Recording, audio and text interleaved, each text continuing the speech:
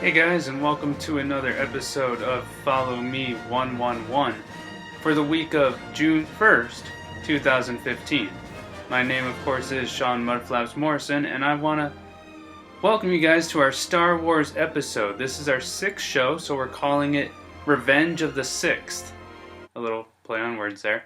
So, as you guys probably know, the end of this year, Episode 7 of Star Wars is coming out.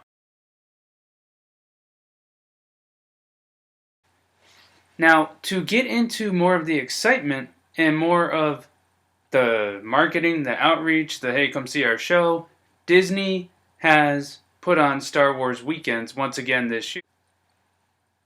Star Wars Weekends have been at Hollywood Studios, before that MGM, since 1997.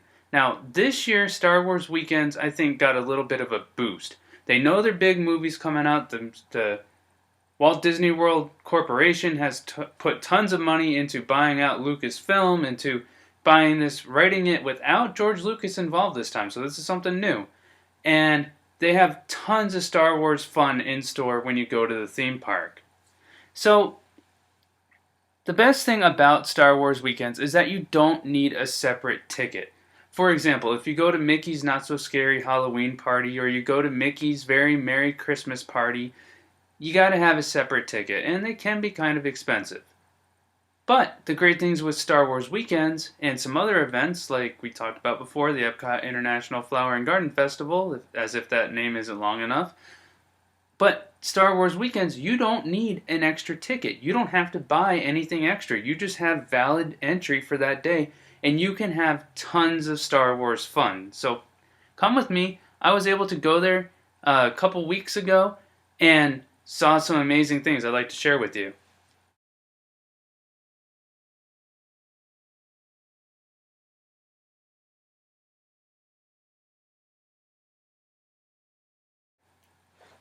So one of the really cool things about being an annual pass holder is sometimes you're able to get free things from Disney because you've already bought your annual pass. Well, now if you go during Star Wars Weekends and you go over to where Journey into Narnia used to be, or if you remember more recently, The Legend of Jack Sparrow, where that used to be, well, right in that corner there, not only do they have a photo op with some of the creatures, some of the Jedis from the Star Wars films, but they're also giving away free posters, free movie posters.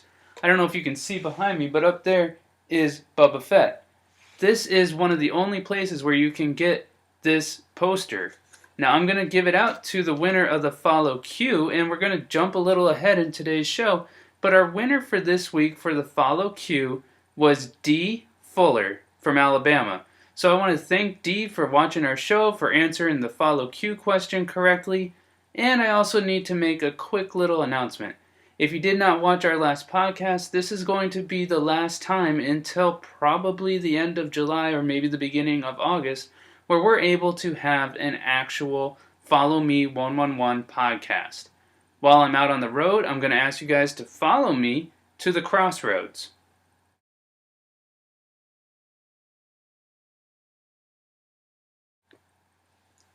So what the crossroads will be is a series of videos from the trail. For one thing, my brother and I are getting ready this week, and we're going to be heading up to Virginia. We're going to be heading up and hiking part of the Appalachian Trail through Shenandoah. So it's going to be a good time, but I'm not going to be able to set up a podcast. I'm not going to have all the tools and technology and backgrounds and toys and everything else that I always have on this show. It's basically going to be me and my brother seeing what's out there, seeing what's out in the world. So if you want to follow, you can go over to our YouTube channel and you can watch what we're calling, the short clips are going to be called Follow Me to the Crossroads. Now also this summer I'm going to be going out west. I'm going to be going out to Utah and that area. And once again, I'm going to encourage you to follow me to the crossroads. However, that means that there's not going to be the opportunity to have a follow queue where I am able to send out prizes to you guys. But that doesn't mean that the fun has to stop. I encourage you, come on, check out what I'm doing. Show me your vacation videos. Show me your vacation pictures. I'd love to know where you guys are going. I'd love to follow you. Follower me 111 at yahoo.com. Let me know what you're doing. Let me know what you plan to do this summer. But getting back into our Star Wars fun, one of the great things about Star Wars Weekends is you can see the characters basically all throughout the park. There's different places to have photo ops. You really never know who you're going to run into. It's an awesome time. Here's a couple of pictures that you can see the characters out and about.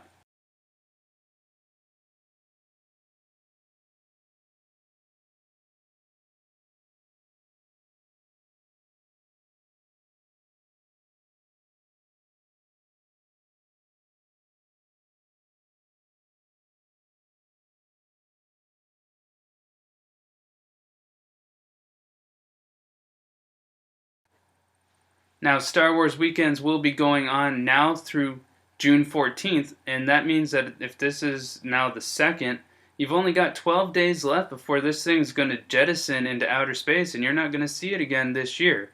So I encourage you, go out, see who's coming to the parks. One of the great things about the Star Wars Weekends is not just a chance to see all the characters, which there's a ton of, but you can also see a lot of the stars from the film. Now that's pretty cool.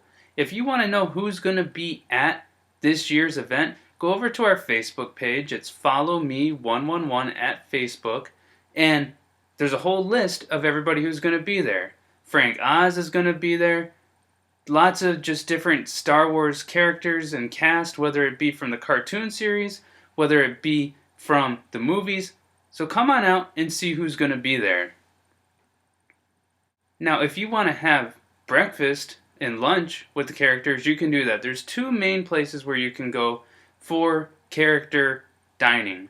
The first one is at the Hollywood Brown Derby, and there you can see Mickey and some of his friends dressed up like Darth Vader, dressed up like stormtroopers. So it's a cool place. It's fun. The other place is probably a little better for the Star Wars thing. It's called the Star Wars Dine-In Galactic Breakfast, and that's going to be over at the Sci-Fi Diner. If you're familiar with the Sci-Fi Diner, you can go over there and you can eat with a lot of the characters from the movies. Now, while you're sitting there, it's all you can eat. While you're sitting there, you can trade merchandise with the Jawas. You can watch a lot of the clips from the different movies. So it's a lot of fun. It's all you can eat. Now, it is a little expensive. The breakfast is going to run you $47.99 for an adult and $29.99 per child. So I'm going to give you a little tip, a little Disney on a dime.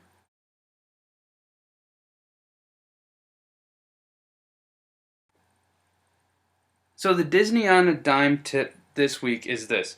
Eat your meals either outside the park or, like I said, from basically day one, bring a sub with you, bring something to eat with you, bring some snacks with you, because if you go to the Star Wars dining, it's pretty expensive. And then, of course, the kids are going to want to go over to Darth Mall where you can get all your Star Wars merchandise, and they're going to want to spend all sorts of money there. So, literally, you can save $100 or more by not eating at the drive-in.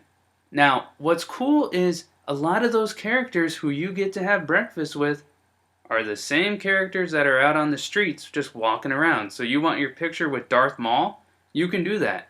You want your pictures with some of the Jawas, some of the Tusken Raiders, some of whoever? You can do that.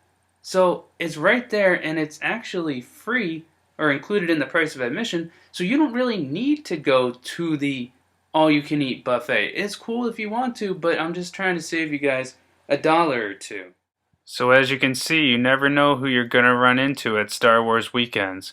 You really don't need to spend the extra money to see the character. Speaking about Darth Maul, it's actually over, if you guys remember where the backlot tour used to be, the tram ride at the end where they would let you out, that whole area now has become Darth Maul.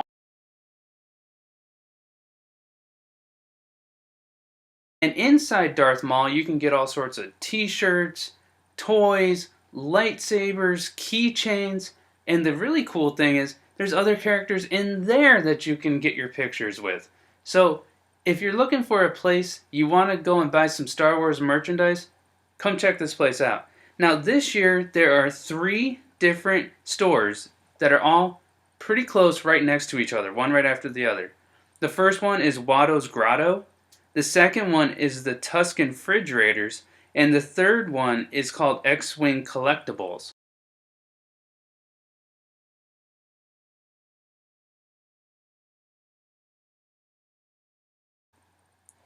Now, like I said, the stores are very close to each other, and they all have the t-shirts, all the toys, all the things like that. Now, if you go right outside the doors to those stores, you're going to see either some stormtroopers, or you'll see some Clone War people that are right out there taking pictures. So again, I don't really see the need to spend lots of money to go eat breakfast with the characters that I can see literally right outside the store doors. After you've eaten your food, after you've spent a lot of money over at Darth Maul, you can go over and ride Star Tours until you puke. Now, I will tell you, most of the time, Star Tours doesn't have a very long wait. But if you go during Star Wars weekends, you better believe it. It was one of the longest waits in the park. So, I encourage you, check it out. Maybe get a fast pass before you go, and go ride the ride as many times as you want. So when you go to this year's event, you're going to want to pick up one of these.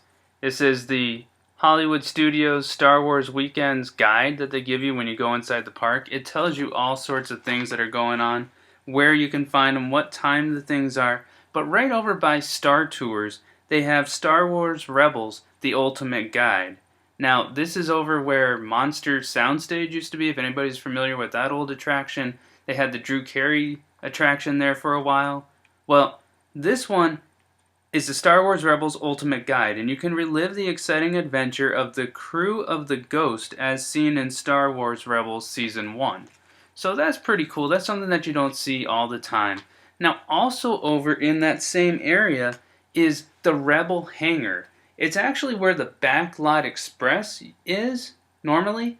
The restaurant, the little restaurant that's right outside of Indiana Jones Epic Stunt Spectacular, well, they've taken over half of that. Now, I was actually upset because I walked over there and I saw people with reservations and this and that. I thought it was closed off to everybody until I came back home and did a little more research and found out, oh, I could have gone in there. So if you're eating lunch, you can either choose to go into the Rebel Hangar, where they say was an old abandoned trader station for different Star Wars people, or you can do the cheaper way and still do the Backlot Express and kind of look over into what they've modified for Star Wars weekends. So the Rebel Hangar features mostly smaller plates of food and range in price from $5.49 to $16.99. Now, as far as theme park prices are concerned, that's not terrible. I guarantee you the Brown Derby or the Sci-Fi Diner, that's going to cost you a whole lot more. If you want to do this one, get your meal reservations way ahead of time and then go check it out. Have fun.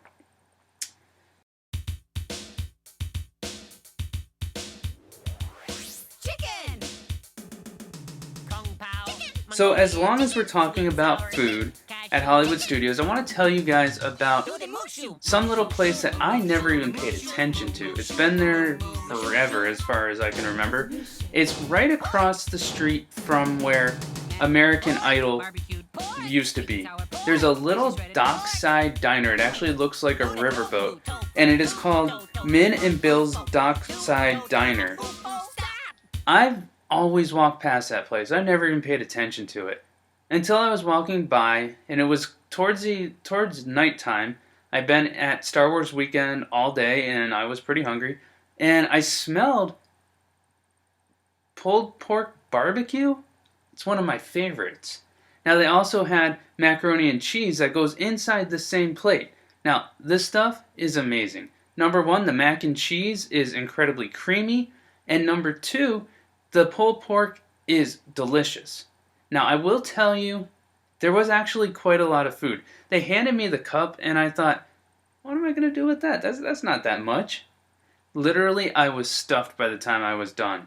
It cost about $9.99, which is kind of expensive, but literally, I think you and another person could share this meal.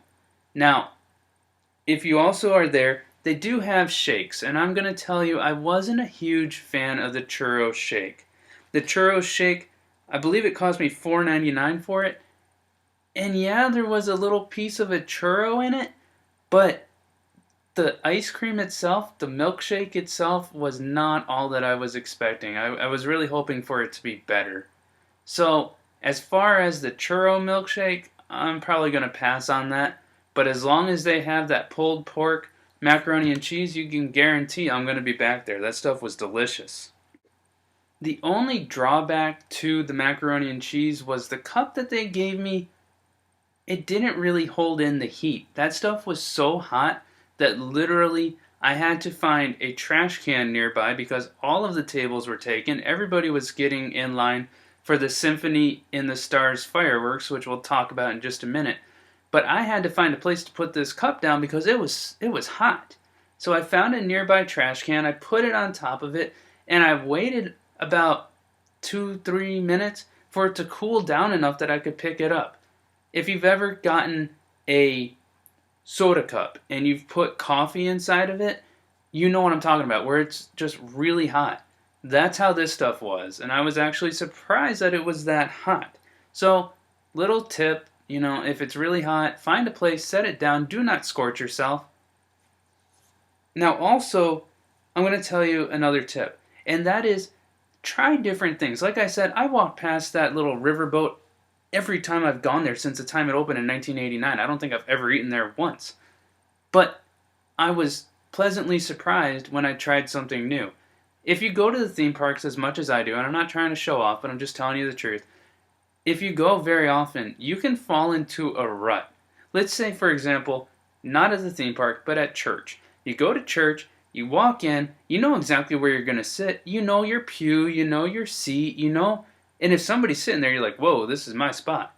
But it can get old. It can get routine. It can be same old same. Don't do that with the Magic Kingdom, with Disney, with all the theme parks. Try something new. If you always go to one restaurant, great. Once in a while, try something else. Now, of course, there's more to Star Wars Weekends than just food. But while we're on the topic, we will still talk about it. You can go over, and I think you guys can see this if I hold this up. They have Star Wars cupcakes. You can see there's Yoda, there's Jabba the Hutt, Darth Vader. They have a Han Solo popcorn cup. They have mixed drinks that you can get alcoholic or non-alcoholic. They even come with little light-up ice cubes inside of them that look like the Millennium Falcon and the Death Star. But again, those things cost a lot of money. We tend to do Disney a lot cheaper than most people. So I'm going to encourage you, bring a snack. Bring something small, bring something that you like. Bring a bag of chips, bring some Oreos, bring something that you can share. That's going to really save you a lot of money. The way that we blow through money at the theme parks is mostly buy stuff that we don't need. So I'm not saying don't enjoy it. I'm just saying be careful where you spend your money, how you spend your money. Now also, there is a thing that's going on right now. You guys can see this picture here.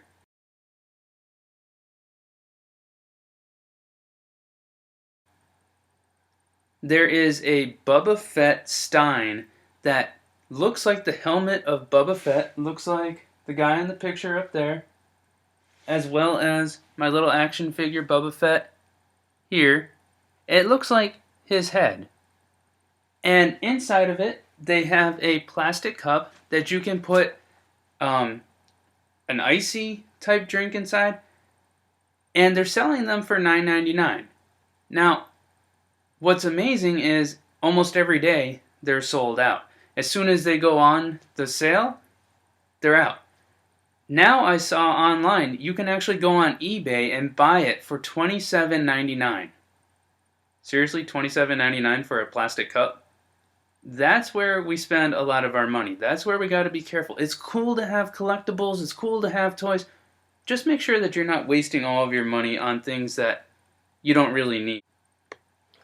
Along with the food, along with the characters, along with the shows, along with the merchandise, is something that's pretty cool. You can see a lot of the stars in a motorcade parade. One of the best parts of Star Wars Weekends are the interviews, the parades, and at the Legends of the Force Star Wars Celebrity Motorcade, you can see a lot of the celebrities from the films going down the main streets of Hollywood studios. In fact, a couple years ago, they had Mark Hamill, Luke Skywalker himself, in that motorcade. So that's pretty cool. Now, along with that, it's not the only place that you can find characters and celebrities. There's multiple shows to make you feel strong in the Force. In Stars of the Saga Star Wars Celebrity Talk Show, James Arnold Taylor, the voice of Obi-Wan Kenobi in the cartoon series, hosts a show that is both entertaining and surprising as different stars are interviewed about Star Wars and beyond. So that's pretty cool. It's a cool place that you can go, you can sit down, you can listen to the voice of Obi-Wan Kenobi from the cartoons interviewing different Star Wars characters. Now, they had another thing that I personally got to go and see, the Warwick Davis story. Now, if you don't know who Warwick Davis is, he's a little guy who played Wicket the Ewok. He was there and he did a comical show. It's called An Ewok's Tale, My Short Story. And what I found really cool about him was he was down to earth. He was inspirational. He was funny. He even casted people from the audience to play his family members, to play Ron Howard, to play George Lucas. And I'm going to show you guys a couple clips from the presentation. Just need a breather.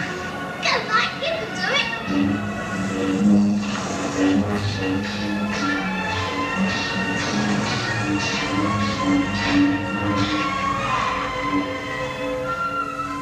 That's for me. I want to be in a movie. So I decided what I wanted to do, but to get my first acting role, I needed an agent. Who are you? And what do you want? I'm Warwick and I want a job. What can you do? I can play small parts. Well, the only thing I've got at the moment is the latest Star Wars film, The Revenge of the Jedi. The studio sent some costumes over. You can have a look in that box, see if anything fits. And what's that down here? You think you could handle a part? Oh no! I want to play a good guy. I've got it. An Ewok. You can play an Ewok. An Ewok? What's an Ewok? I've no idea, but the money's good and I'll get 10%. Look, take that other box and get off to EMIL Street. Come on, hop in. Thank you very much. So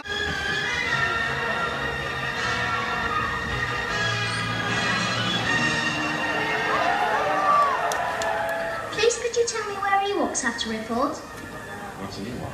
I don't know, but it cost me 10%. I know the film. Come on, I'll ask Mark. Hi. Mark, you know anything about Ewoks? No. What? Oh, no. Ewoks, are you sure you have the right movie? Yes, definitely. Revenge of the Jedi. Well, I don't know. The script's so full of surprises. I mean, it's been top secret. Maybe Carrie knows. Let's ask her. Carrie? Hi. Listen, do you know anything about where the Ewoks are supposed to report? Ewoks? Yeah, Ewoks. Oh, I know. You should report to Jabba the Hutt's palace. It's full of unusual and wonderful things. Yeah, that sounds right. Jabba's Palace. That's on stage 8. Go that way. Thank you. Thank you very much. Goodbye. Bye. May the force be with you. Now, personally, one of my favorite parts of Star Wars Weekends is the Symphony in the Stars fireworks. At the beginning, James Arnold Taylor, the host for the whole weekends, he comes out once again and he introduces a lot of the Jedi, a lot of the good guys, as well as Darth Vader, Darth Maul, Stormtroopers, a lot of the Sith, the bad guys, the bounty hunters. They're all there at the pre-show. Now, a tip, if you are going to see the show, you need to be there early. You need to be in front of Grauman's Chinese Theater about 45 minutes, maybe an hour ahead of time, and you need to set up camp there. And you need to plan on waiting there until they get the show rolling. Because if you don't, you're not going to see the stage very well, and you're not going to see the characters very well. What I found interesting and kind of strange is a number of people that were cheering for the bad guys, the Sith, Darth Vader, Darth Maul. I've never understood people who like Disney villains. I like the good guys. My personal favorite is Jack Skellington. He's a good guy, but he's still kind of warped, you know? But a lot of people were cheering for the bad guys, and I don't really get it. So, hey, do me a favor. Send me a line at followerme111@yahoo.com and try to explain to me why we're cheering for the bad guys. I still don't get that one. Now, after the pre-show, the night sky is lit up with beautiful fireworks. Now, I have been to the Not So Scary Halloween party. I have seen the different fireworks at the ticketed events, and I'm going to say right maybe a little bit below those fireworks are these fireworks. In fact, I think these are some of the best fireworks in the park. So I'm going to show you guys a couple-minute video of the different fireworks. What's cool is the fireworks are matched with Star Wars music. So take a look. I hope you enjoy.